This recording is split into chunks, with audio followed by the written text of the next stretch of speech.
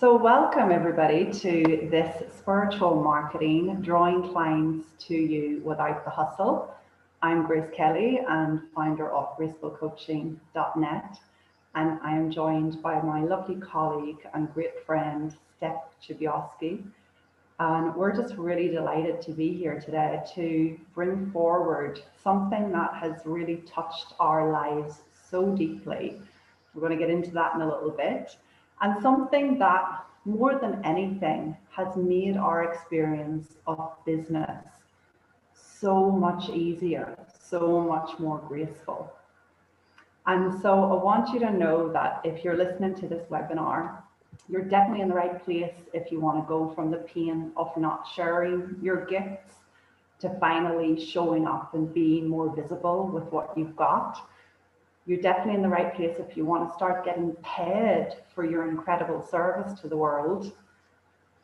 You're definitely in the right place if you're looking for clarity on what you offer. And you're in the right place if you keep tripping up on the conversation about pricing and payment and actually just having that enrollment conversation with clients. You know, if you're absolutely great at what you do and you've taken all the courses and you know it's not about more certifications, but you know there's that missing link, that missing piece that you just want to take yourself from having that level of depth and grounding and insight and understanding to actually having it out in the world and being paid for it.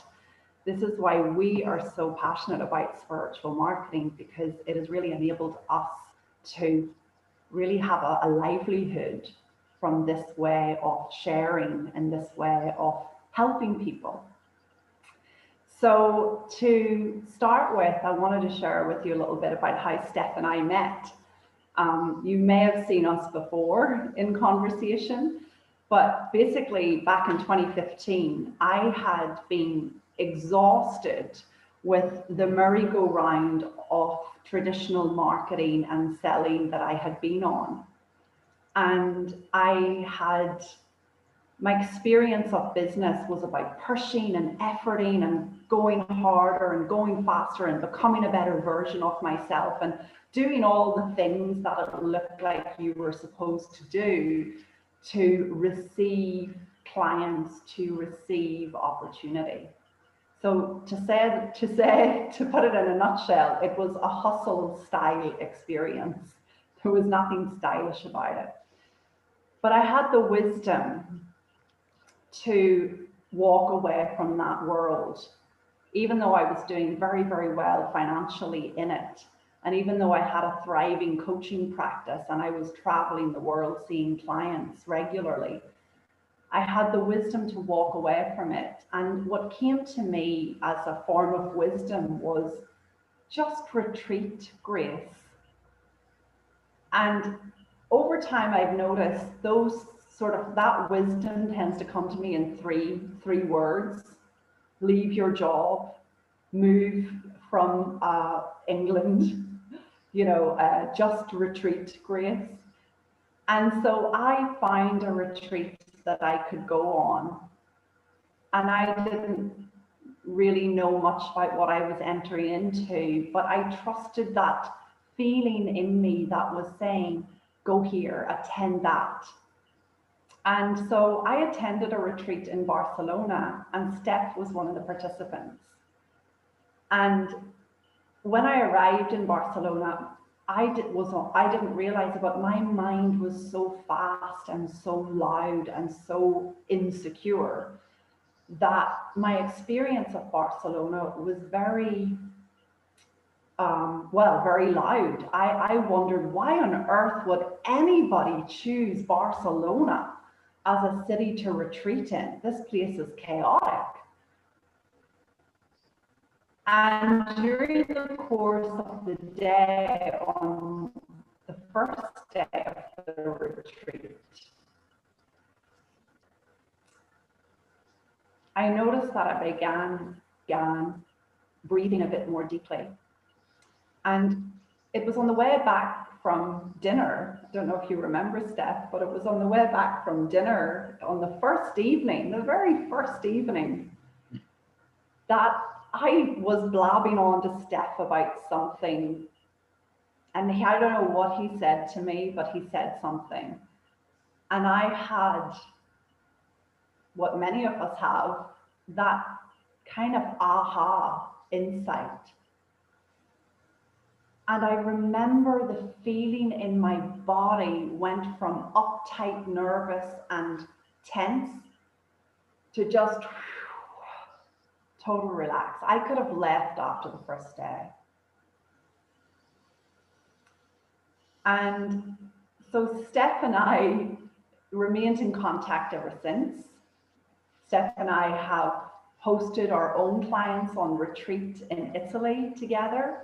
We've created programs online together, inviting people to retreat with us, because we've experienced the power of that deep dive possibility versus that quick fix.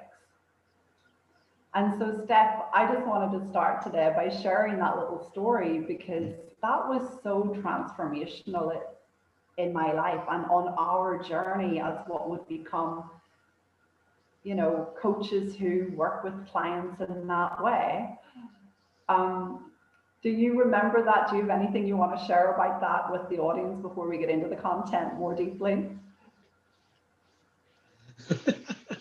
Yeah, I remember it quite well, and I love that conversation. This is probably a little bit off topic, but the thing I remember most about Barcelona was because it was one of Michael Neal's retreats, wasn't it?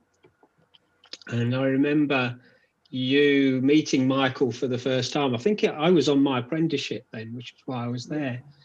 I remember you meeting Michael on the rooftop terrace. We were there for like evening drinks or something. And I remember you like meeting him and saying, "Hi, Michael, I'm Grace." And the next thing that came out your mouth was something like, "How do you do so well in your business with such crap marketing?" It's true. It's true. I think that kind of, I don't remember what his reaction was. I think he was a bit stunned, but I kind of thought, I want to get to know this woman. I want to get to know this woman. As it is. Yeah. Well, and that's such a lovely that's such a lovely point to bring up, given that, you know, that is what tweaked me or got me hooked, if you like. I really didn't understand how you could be doing so well without all the fancy marketing tactics I'd been trained in. And so, you know, Michael and many others were the first example of what Steph and I call spiritual marketing, working for you. And that's kind of what we want to talk about today. What do you see, Steph, about spiritual marketing from your side? Because we're talking about this now. It's been 2 years since we brought out the first webinar on spiritual marketing. What are you seeing fresh in the area of spiritual marketing? And let's start with that.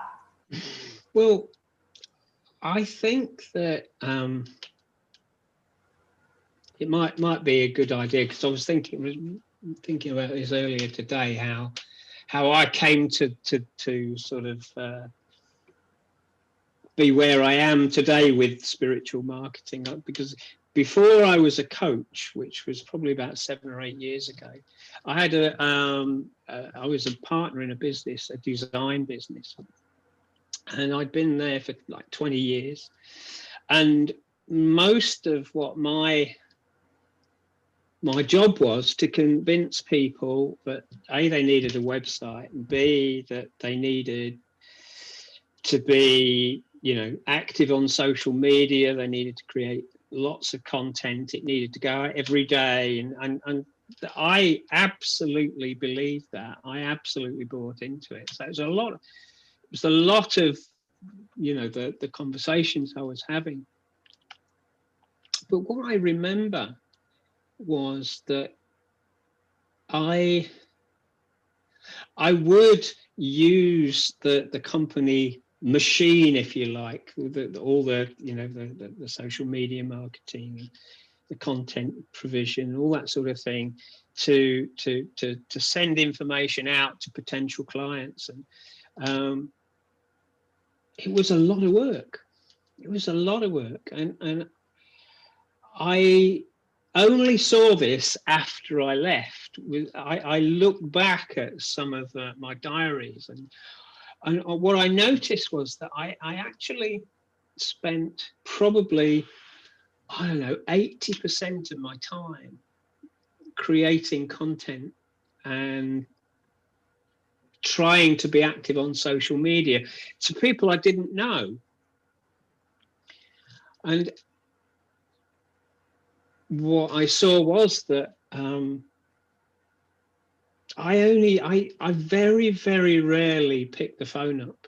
I very rarely emailed somebody directly and asked for a conversation, because I thought that this was, you know, this was how things got done. Like, scroll forward and I started my coaching practice. I learned very quickly that when I was trying to create a business, when I was trying to use the tools, when I was trying to create a message that was from my heart, I found that I didn't really get a lot of response. You know, this is when my early days of super coach. So I decided to give it all up. I'm not going to be a coach. Obviously, this isn't going to work. I could not get people to practice on, never mind people to get who to pay me. So eventually, I kind of gave up, and I thought, I'm just going to share this with people who seem vaguely interested. Just going to have a conversation with people just because it might be helpful for them, not because I want them as a client, or I want them to create a business. Just to focus on them and what they need. And what I began to see was, with my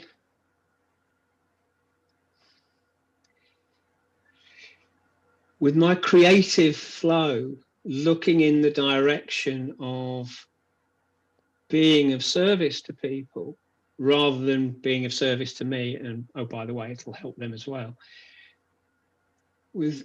And that being of service, the more I learned about coaching, the more I could see that when I didn't have an agenda, when I didn't need to make them a client, when I was there just for the sake of connection, I didn't even have to coach people. And I could fall into this space. When I fell into this space of connection with them, then they would sense it. They would touch that space as well. Now, I absolutely 100% see that what I wasn't doing before was I wasn't accounting for the natural connection that we have. I wasn't accounting for that deeper dimension of us that is responsible for that connection, you know. So when I began to coach from that place, when I began to have conversations from that place, then I think that people that space in people woke up themselves, and I think there was a much deeper rapport, a deeper relationship. They felt heard, they felt understood, and to me, That's what happens in a coaching conversation, but it also happens in any conversation that we have with another human being. So for me, showing up in that space, people feel it, and people will kind of tell you so much more because they feel safe.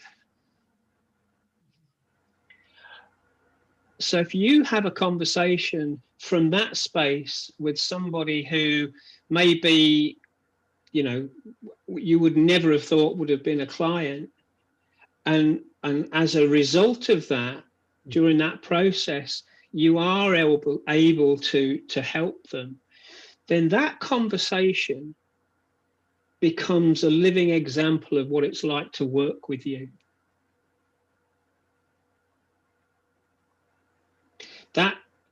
That conversation, when you're already being of service to them without needing to be, but giving them, allowing them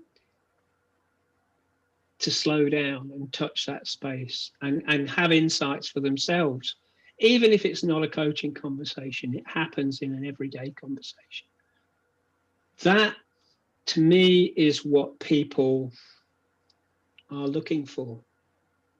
Doesn't matter whether it's, you know, in business or whether it's in relationships or whether, you know, it's children, or it's everybody is looking to get a sense of that space and the feeling. So that is why I think from that time onwards, you know, I kind of quite proudly state this, but you know, it's not right of me to do it. But I have never had a website for me as a coach, and I don't do the normal marketing stuff because I'm not good at it. You know, because I kind of have conversations instead, and I find, for me, I'm not putting normal marketing down. I think it's incredibly useful, but all the time in my head, I see that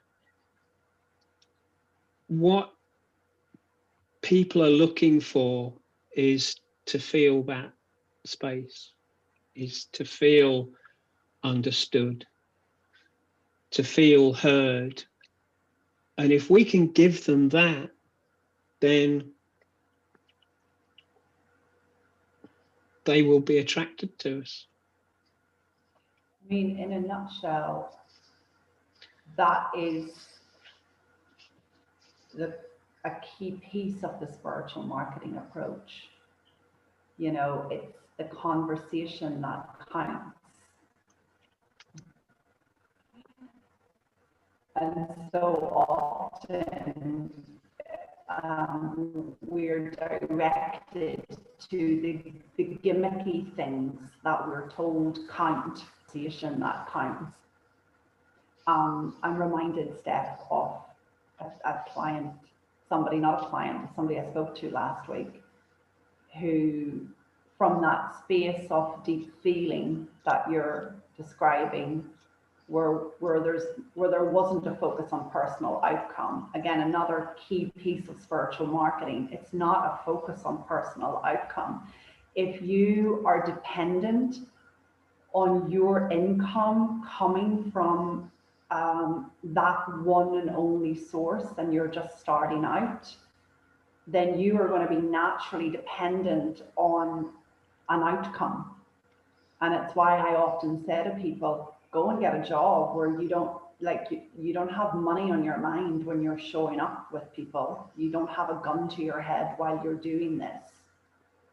Because if you have a gun to your head while you're trying to be of service to somebody, that's not much service, and that diminishes the power of the spiritual marketing approach that you have within you already. But anyway, back to that person last week, she had gotten so lost in the gimmicks and the commotion of building a business that she'd completely forgotten about human beings. She hadn't been having conversations with any human beings. She'd been so innocently focused on marketing and websiting and branding and how do I articulate myself more clearly. And so I just wanted to bring that forward, that is a problem for people, that they're innocently forgetting the human being aspect to growing their practice, to growing their business. And I did that too, you know, I bought into all the programs that screamed the loudest about why you needed to focus on creating a business in order to get clients. But see, this approach, this spiritual marketing approach, just completely turns all that on its head, because it's the human aspect, it's the service aspect, it's the feeling aspect that literally moves people forward. So I love what you're saying about the conversation, Steph, because the conversation is such an uncomfortable place for people, you know, like it, and hey, for us too at times, you know, like we're not saying here that we're never tense or stressed or uncomfortable about, you know, saying how much it's going to be to work with us. And this is a number of years on into business that can still happen. But the difference now, certainly for me, is that happens, but I don't care about it as much as I used to. It used to take me down. It used to drain me. My experience of business and charging and earning was exhausting. It was riddled with tension and stress and discomfort. And innocently, in that tension and stress and discomfort, I thought the answer was to learn more techniques on how to sell. I thought the answer was to get better at communicating. I thought the answer was to learn more information, become more of a coach. And then we find this. I wasn't even looking for this. It's like life kind of tapped me and said, just retreat, Grace. Mm. Do you know that humans are the only species to speed up when they get lost? If you look at the animal kingdom, when they get lost, they stand still. I once watched a hare in my mother's field, crossing the field, and that hare stood there for about 15 minutes, determining where it was going to go, and then it took off in the right direction. So this retreating and slowing down from within is so underrated, but it so moves the business forward. Yeah. Steph, jump in. Yeah, that discomfort thing is that was me. You know, when I look back at my design company days, and I'm not, you know, I know this is me. It might be it might ring a bell for some people, some maybe not. But for me, I recognize now that I would use the digital marketing methods as a way of not speaking to people,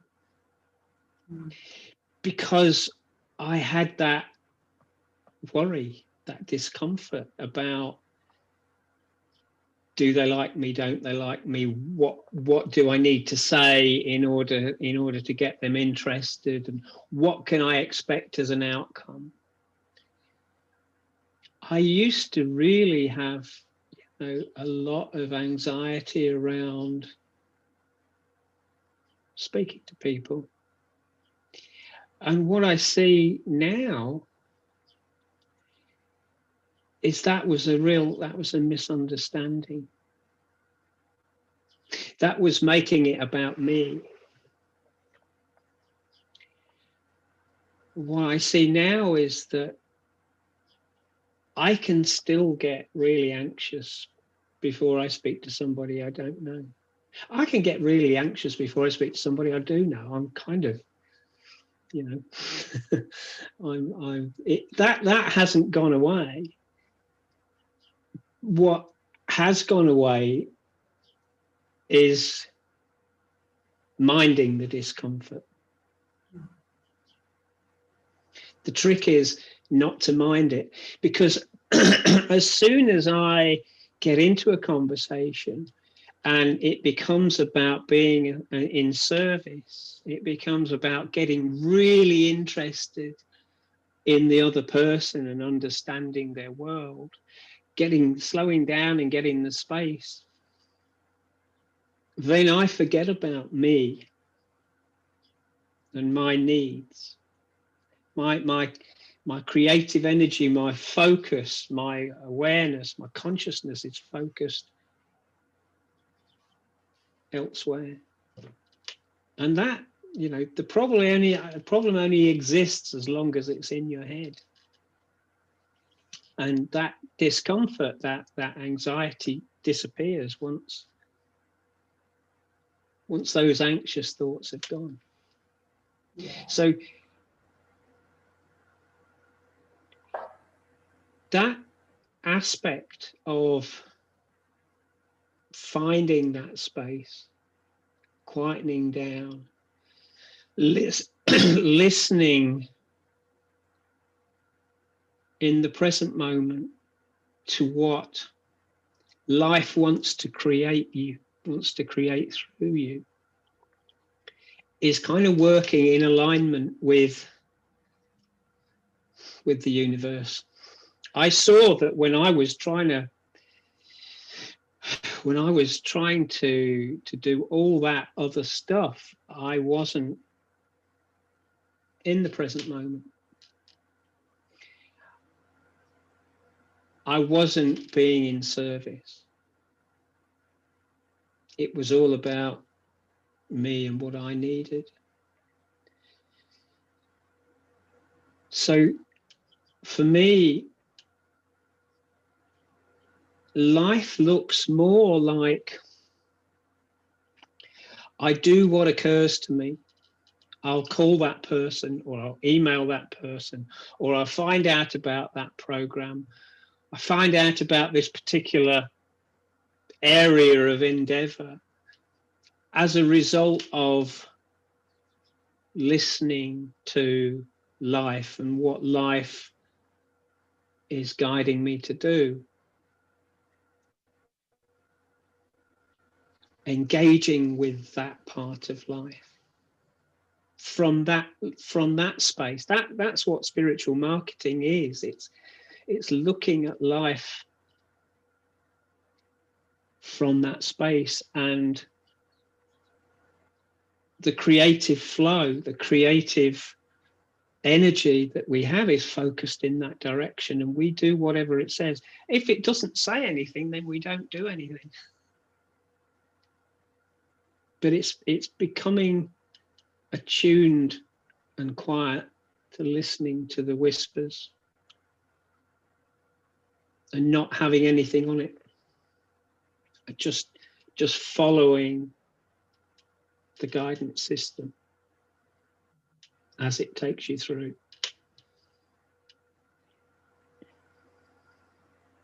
And part of that guidance system, as I see it, has been, those feelings of tension and stress and pushing and efforting and hustle mode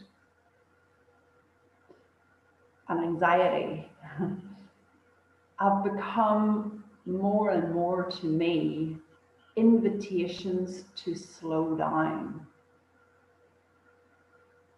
And before I understood that, the experience of growing my business it was just normal to be tense and stressed and pushing and efforting and to have no time for other endeavors and enjoyment of life and well-being and health and all the other things. It was just normal to be in that state, to connect success with hard effort. And as a result of that, I innocently assigned my success to the amount of hours I put in, the level of effort I made, how burnt out I got, how stressed I got. I remember one time I was in Sydney, Australia, and I had a really good, incredibly good month in business. I made $30,000 off of a webinar. And I was convinced that the reason I made $30,000 off of that webinar was because I had been reading the right mindset book, and I had been working my mind all day for days with the correct affirmations to bring the money in. I had no idea people were just drawn to the level of service I wanted to give them. And I want you all to hear that right now. You're enough. I know that might sound a bit cliche, but what you have is enough. It's not about becoming a better version of yourself. It's not about manipulating your mind to think new thoughts. That happens and occurs naturally as you go up the elevator of consciousness, as you quieten down, as you retreat into the true nature of your being. And it's so innocent for us to assign outside of ourselves. Well, it must be something I said. It must be the effort I put in. It must be something I did. No, this is your spiritual marketing working on your behalf. This is what I love about this approach. It's people being drawn to your desire to be of service without a focus on personal outcomes. Because I've realized people are a bit like dogs that follow a scent. Do you ever see a dog when it's following a scent? Once it gets a scent, it's going for it until it arrives at the location of whatever it is. People are a bit like that. They get a scent for what level of well-being you're living in. They get a scent of your authenticity. They get a scent for your desire to be of service. And they will not leave you alone. Even if you were in a desert, they would scent it and seek you out. And innocently, we forget that. We underestimate that. Especially in a crowded online world where there's a lot of noise and a lot of information about what you need to do to grow a business, who you need to become. So if anything, I hope, if nothing else today, this gives you a sense of hope. You have this in you already. Steph and I just love to pull it out of people. We just love to remind people and pull it out, pull it forth, because we know it works. From a practical point of view, you know, if I was listening to this now, I'd go, but I want to know who I can talk to. I want to know how I can attract those clients. Yeah. I think what I've seen is that once we begin to trust the guidance system, once we begin to stop putting limits on who we can talk to and who we can't talk to, then life becomes a river of possibilities. There are possibilities everywhere. I have had conversations with waiters in restaurants who are like really overwhelmed that turned into clients. I've had conversations with you know, sort of mothers outside of us at the school gate that turned into a client, or they've referred me to somewhere else. The trick is that to be able to see the possibilities that are already there, and then to step into them, to take action, to ask the question like, if I could help you with that, would you be interested? To have nothing on it. Then life opens up and you begin to see how much possibility there is around you. You know, somebody said to me when I was looking for clients, well, they said to me, well, my coach said to me, you've got at least 20 clients sitting there waiting in your email, in the past 5 years of your emails. You just need to look through them and then have a conversation. And I'm still working on them now. The possibility, it's being able to see the possibility. And being able to see the possibility comes from a place of trusting the guidance.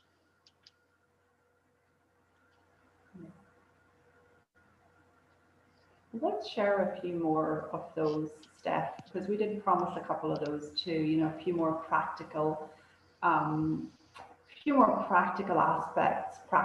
really practices for, you know, promoting your service. Because I love hearing, you know, that you've been able to do that with waiters and at the school gate and that type of thing. And I'm also very aware of the fact that, you know, right now most of us are locked down and online. I personally had to get online the moment I started this business, because living in Italy, every time I tried to speak to people about being a coach, they wondered if I was a bus driver. They didn't really know in southern Italy what a coach was. So I made the online world my space where I could, you know, have conversations. And I think more and more people today are, you know, due to the pandemic and everything else, they're just having to be a little bit more in the online space. So you shared about the email. I think that's a great practice. I think, you know, another one being, you know, there's everybody you need is 5 phone calls away, that type of thing. You know, everybody you need is in your inbox. But maybe just a couple more practical practices that have worked or been used. And I'm happy to share some of my online practices too that have really supported me as well.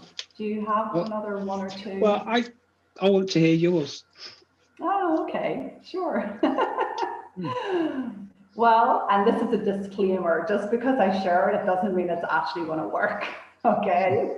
Same with everything we're sharing from the practices. But one of the things that's really helped me is if I have, let's say, if I have early on simply recorded a short video talking on a subject or being interviewed on a subject, I will take the recording and send it to people that are in my inbox that have either reached out in the past or have been sitting on the fence or have maybe just come to mind.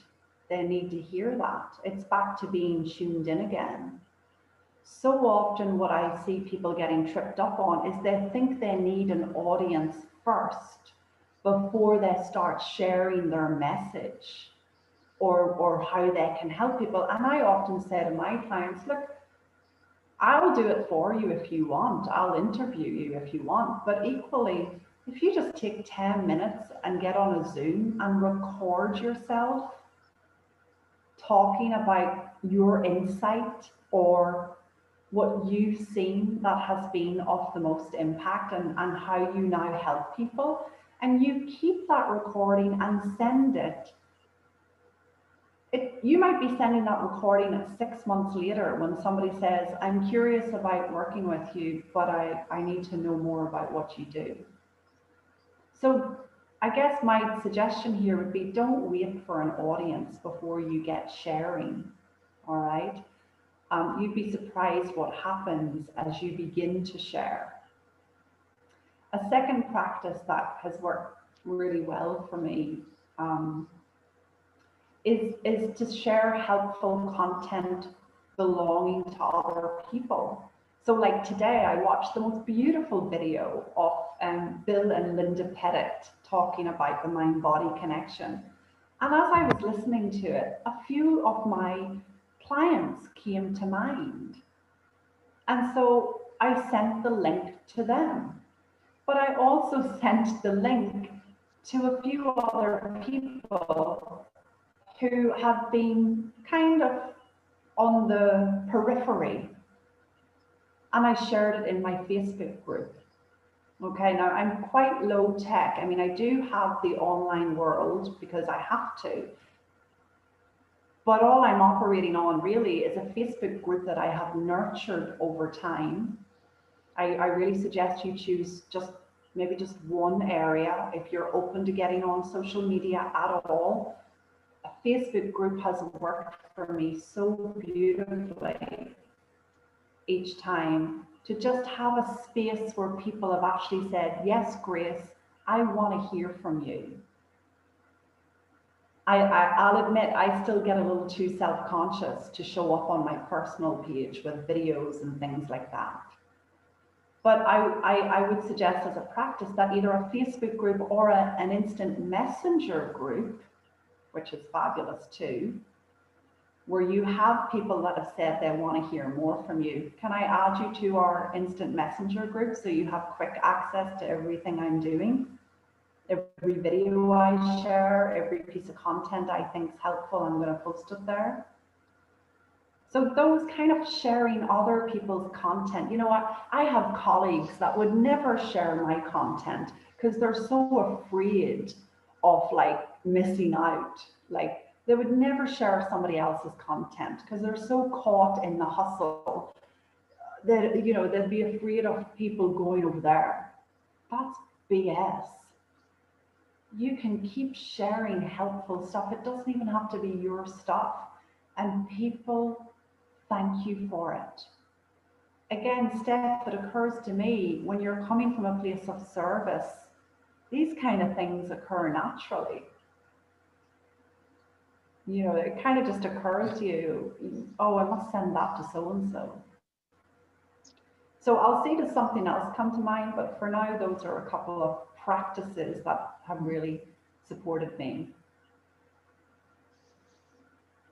The other thing that comes to me is, I mean, most of the things that I do outside of one-to-one coaching, where people, I suppose, get to hear my voice, is when I do collaborations, like this one with Grace, where if you really resonate with somebody and you kind of have half an idea, and you don't have to do it on your own. You know, it can be really good fun kind of deciding on a topic and wondering how you're going to get the message out to people, and playing with the possibilities. But then what happens is you have the opportunity for people to hear your voice and what you have to share and the space that you're sharing it from. And that's where people connect with you.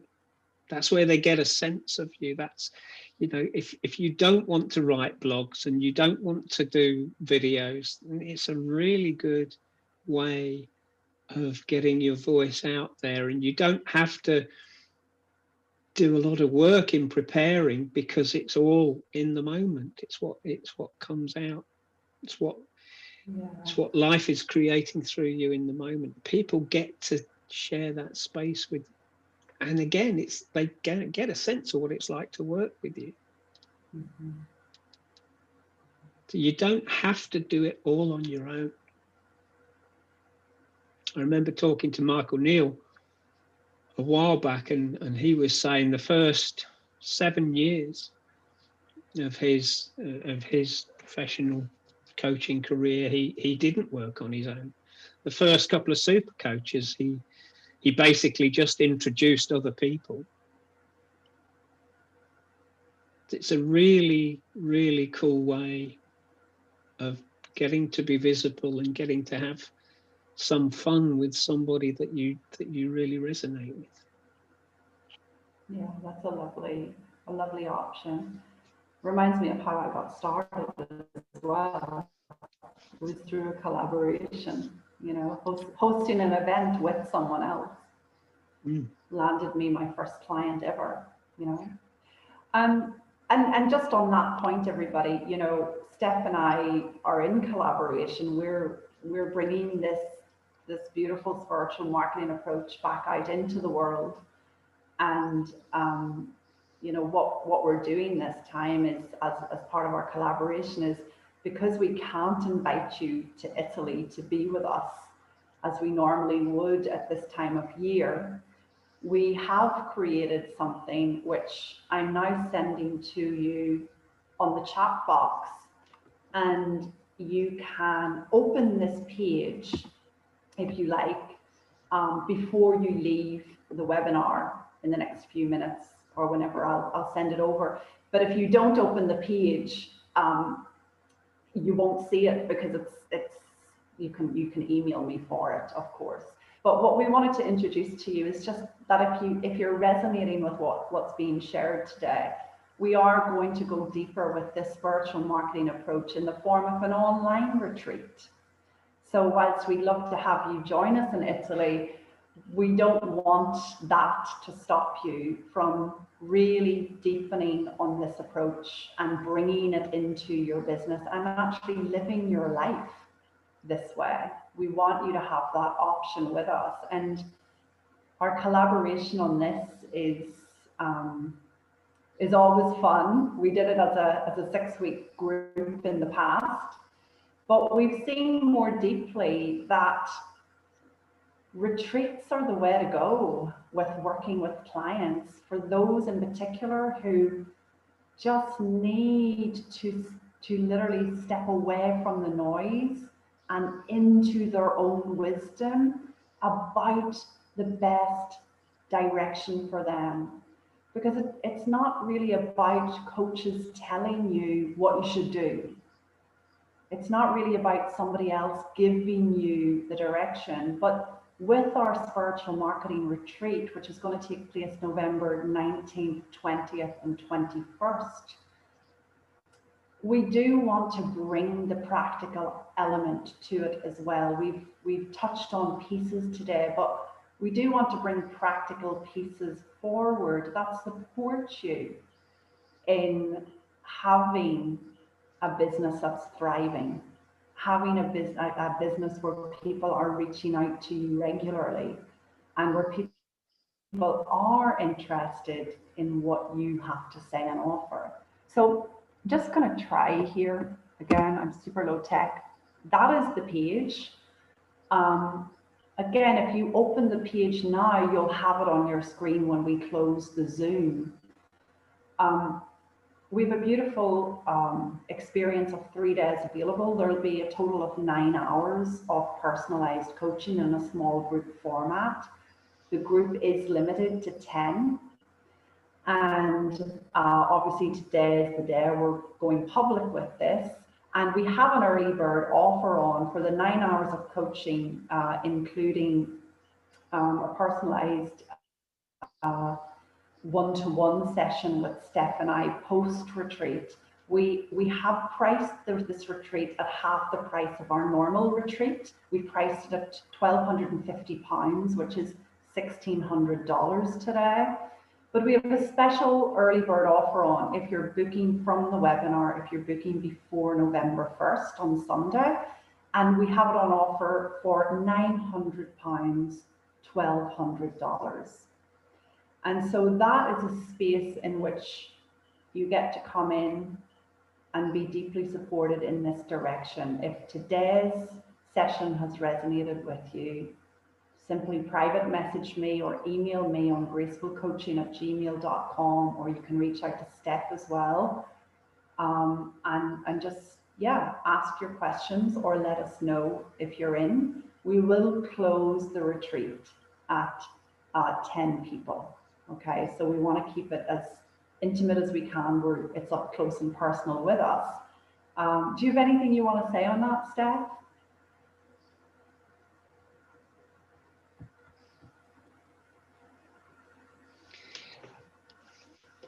I just want to say that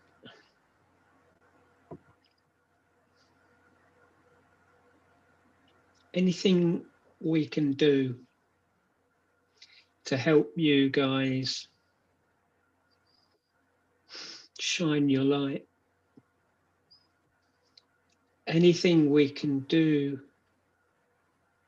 to show you just how much of a difference you're probably already making, but will make to people's lives. What we are doing is really desperately needed now in the world. What we're doing is, through the work, is we're shifting consciousness.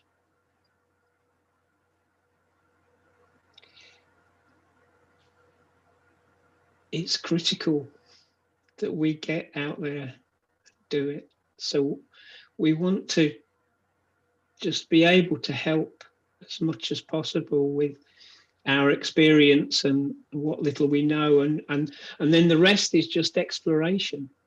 You know, we just look and see what we can see from the space of wisdom. You guys make a difference.